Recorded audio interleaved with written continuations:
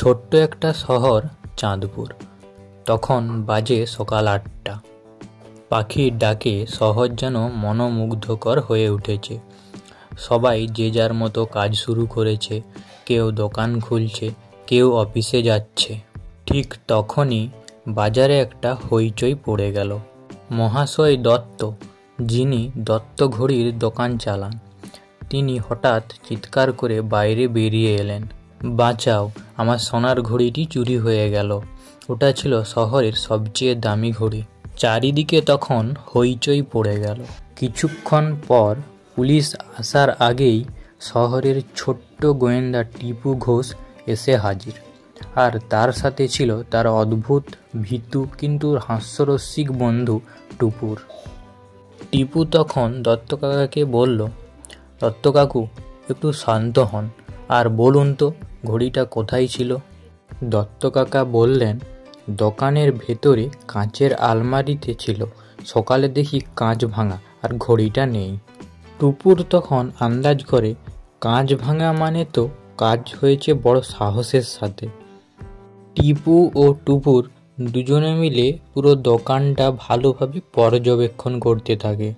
হঠাৎ দেখে মেঝেতে একটা চকচকে বোতাম আর দরজার পাশে একজোড়া অদ্ভুত পায়ের ছাপ, একটা পা বড় আর একটা ছোট। টিপু বলে, চোরের হাঁটার ধরন আলাদা, হয়তো পায়ে আঘাত লেগেছে। তখন টুপুর বলছে, তাহলে চোর যদি দৌড়য়, এক পা লাফ এক পা ঢুলকি। তারপর দোকানের ভেতর আরেকটা সূত্র, একটা কাপড়ের টুকরো দেখতে পেল টিপু। টিপু সেটাকে শুঁকে দেখে বলে, এটা পারফিউমের গন্ধ, রোজ মিস্টিক। এই গন্ধ শহরে খুব কম লোক ব্যবহার করে। দত্ত কাকুর দোকানে ৩জন কর্মচারী ছিলেন। একজন হচ্ছে রঘু, যে পুরনো কর্মচারী। তারপর মিঠুন, সে নতুন ছেলে, একটু তবে চুপচাপ।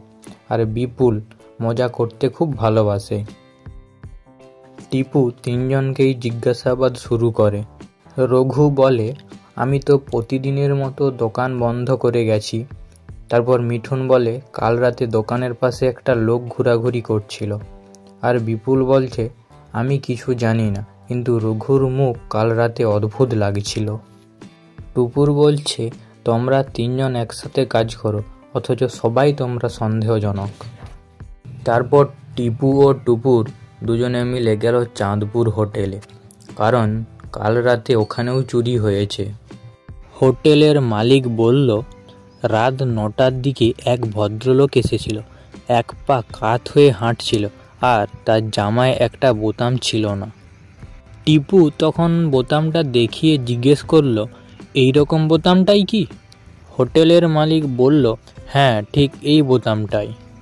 টিপু ও টুপুর দুজনেই চমকে যায়।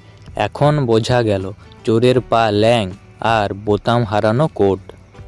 রাতের বেলায় টিপু ও টুপুর দুজনে মিলে গোপনে যায় দত্ত কাকার পুরানো গুদাম ঘরে, কারণ হোটেলের মালিক বলেছিল সেই বোতামওয়ালা লোকটা নাকি ওই দিকেই গিয়েছিল।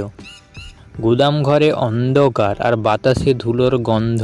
টিপু এদিক ওদিক তাকিয়েই দেখতে পেল একটা কণে পড়েছিল দত্ত কাকার সোনার ঘড়িটা। আর তার পাশে কে ঘুমিয়ে আছে জানো? রঘু। টুপুর তখন চেঁচিয়ে ওঠে, এই যে চোর ধরা পড়ল। রঘু তখন হন্তথন্ত হয়ে উঠে বলে, না না, আমি চোর না, আমি ঘড়িটা গুদামঘরে ফেলে যেতে দেখেছি, সকালে ফিরিয়ে দিতে চেয়েছিলাম। তারপর ওরা দুজনে মিলে পুলিশকে ফোন করতেই তৎক্ষণাৎই পুলিশ এসে হাজির। ইন্সপেক্টর মল্লিক রঘুকে গ্রেপ্তার করতে আসে। ইন্সপেক্টর মল্লিক রঘুকে বলে, তুমি ঘড়িসহ ধরা পড়েছ, তাই তোমাকেই দোষী হিসেবে ধরা হবে। টিপু তখন কিছু একটা আন্দাজ করে বলে, ১ মিনিট ইন্সপেক্টর, এই কেসটা অতটা সহজ না। টিপু ঘড়িটা ভালো করে দেখে বলে, এটার ওপর ধুলোর দাগ আছে, কিন্তু রঘুর হাতের আঙুলে কোনো ধুলো নেই, মানে ও এটা ধরেনি। টুপুর বলছে, মানে চোর ঘড়িটা এখানে রেখে গেছে। টুপুর তখন গুদাম ঘরের পাশে মাটিতে পড়ে থাকা একটা ছোট্ট কাগজের টুকরো দেখে, আর ওই কাগজটাতে লেখা ছিল, কাল সকালেই ট্রেন ধরব। বি ঘোষ। টিপু চিন্তা করে, বি ঘোষ? এ তো দত্ত কাকার দোকানের সাপ্লায়ার বিপুল ঘোষ। তারা তখন দৌড়ে গেল বিপুলের বাড়িতে। পুলিশ বিপুলকে জিজ্ঞাসা করে, কি রে, কি ভেবেছিলি চুরি করে পালিয়ে যাবি আর কেউ ধরতে পারবে না? বিপুল তখন মাথা নামিয়ে চুপচাপ সব কিছু স্বীকার করে নেয় আর বলে, আমি লোভে পড়ে গিয়েছিলাম, ভেবেছিলাম বিক্রি করে শহর ছেড়ে পালিয়ে যাব। টিপু বলে, বিপুল ভাই, যখন ভুল করেইছ তখন শাস্তি তো তোমাকে পেতেই হবে। অবশেষে দত্ত কাকা টিপু ও টুপুরকে ধন্যবাদ জানায়। দত্ত কাকা বলে, টিপু, তুই না থাকলে আমি শেষ হয়ে যেতাম। টুপুর হেসে বলে, তাহলে পুরস্কার হিসেবে লুচি আর আলুর দম পাবো তো? দত্ত কাকা হাসতে হাসতে বলে, লুচি, দই আর জিলাপি সব তোদের জন্য।